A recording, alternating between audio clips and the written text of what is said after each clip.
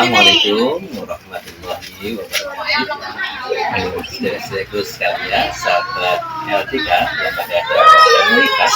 Hari ini kita mengadakan kegiatan bersama dengan tokoh dongeng anak-anak. Bersama kita hari ini hadir Kak Farid. Ini Kak Farid atau Kak Dilan ini? Kalau Dilan itu aku. Iya, kalau Dilan itu dia bonekanya. Iya. Jadi hari ini kita bersama dengan Kak Farid dan Dilan. Iya. Mas Farid ya. Panggil akrabnya apa nih, Mas? Kak Farid. Kak Farid ya. Kak Farid ini mau tanya nih Kak Farid. Akhir ini kita sering ketemu dengan anak-anak yang maaf sangat nempel dengan gadget. Iya. Ya, sangat nempel dengan HP, handphone gitu.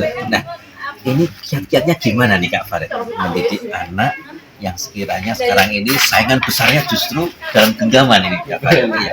Mohon cerita nih Kak Farid. Iya. Ini dialami oleh semua orang tua, termasuk saya juga.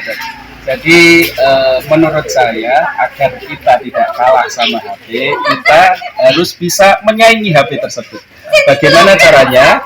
Ternyata HP itu menurut anak-anak itu lebih responsif daripada orang tuanya. HP tidak pernah marah ketika disentuh, ya dia langsung memberikan respon. Nah, ini tantangan bagi kita, bagi orang tua. Gitu ya? Iya, nanti dulu. Bagi orang tua harus selalu responsif. Iya, sebentar. Harus selalu responsif. Kalau dipanggil oleh anaknya, diajak main, itu kita harus menyediakan waktu, menyediakan tenaga untuk anak-anak kita biar tidak kalah sama HP gitu kan. Iya. Kak Farid ini Kak Farid yang menarik ini Kak Farid memanfaatkan Dilan boneka gitu. Pertanyaan sekarang gini Kak Farid, apakah setiap orang tua itu perlu bisa punya trik-trik khusus seperti Kak Farid punya trik ngajak Dilan? Oh begitu. Apakah orang tua juga harus seperti itu, punya trik-trik untuk bisa mendekati anaknya gitu? Sebenarnya tidak juga dok. Jadi kemampuan setiap orang itu pastinya beda-beda ya. Saya menggunakan boneka Dilan ini juga perlu berlatih juga. Yang kadang-kadang ada yang orang tua kesulitan. Jadi tidak harus seperti itu. Yang penting upayakan orang tua itu bisa dekat dengan anak. Caranya ya dengan bercerita. Bercerita pun ya tidak harus seperti Kak Farid. Kalau Kak Farid kan berceritanya di panggung biar bisa mengkondisikan anak-anak gitu kan. Jadi perlu ada trik-trik khusus seperti ini. Jadi untuk para orang tua jangan minder ya kalau belum bisa nggak bisa ngubah suara, nggak bisa mengeluarkan suara kuda seperti Kak Farid ya. Jangan putus asa, tetaplah bercerita. Karena dengan bercerita itu untuk para orang tua kita bisa mendidik anak tanpa mereka merasa digurui, tanpa mereka merasa diceramahi seperti itu. Ya. Ada lagi pertanyaan nih Kak Farid, satu lagi nih. Ya. Orang tua ini kadang-kadang ada yang memberikan satu anjuran. Orang tuaku adalah sahabatku. Orang tua Iya. Kira-kira cocok nggak dengan kata-kata itu? Sebagian usia barangkali bisa cocok ya. Kalau menurut Ali bin Abi Thalib ada rentang usia-usia tertentu yang dia memperlakukan anak itu satu seperti raja ya, dua seperti tawanan, tiga seperti sahabat. Nah yang seperti sahabat itu adalah 7 tahun ketiga. 7 tahun pertama itu diperlakukan seperti raja, 7 tahun kedua seperti tawanan, baru 7 tahun ketiga seperti sahabat. Seperti itu. Kalau pas Dilan seperti ini sebagai apa nih? Aku ya teman Kak Farid. Partner saya ini dalam menyampaikan kebaikan. Tapi kadang aku bandel. Iya nggak apa-apa. Iya nggak seperti itu. Oke. Satu pertanyaan lagi Kak Farid. Dalam lembaga dakwah komunitas, ya, kita salah satunya adalah kemampuan untuk literasi. Ya.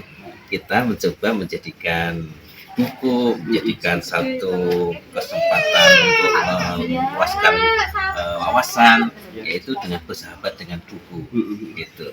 Nah, kira-kira kedepannya apakah masih gitu, atau masih bisa dikatakan kita ini bisa menggunakan buku sebagai jembatan untuk mengenalkan semuanya pada anak-anak gitu kan? Iya. masih bisa. Jadi orang tua tetap harus bisa menjadi teladan.